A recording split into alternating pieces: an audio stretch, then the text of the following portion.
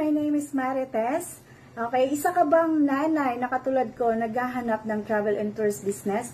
Ang travel and tours business ay talagang isang magandang opportunity para sa mga mompreneur na katulad natin naghahanap ng home-based na negosyo. Para sa ganitong klaseng negosyo, pwede nating i-manage kahit na nasa bahay lang tayo. Lalo na ang booking arrangement. Tama? Narito ang ilang benepisyo, okay, sa travel and tours para naman sa mga nanay na gustong kumita kahit nasa bahay lang. Okay? Una dyan is flexible. Pwede mong ayusin ang oras ng trabaho batay sa ating ability or oras natin. Number 2, walang malaking kapital. Diba? Dito kasi maliit na kapital lang ang ipapalabas natin pero big potential ang income. Tama? Number 3, ayan, big potential income. Okay? Number 4, malawak ang market kasi local, international.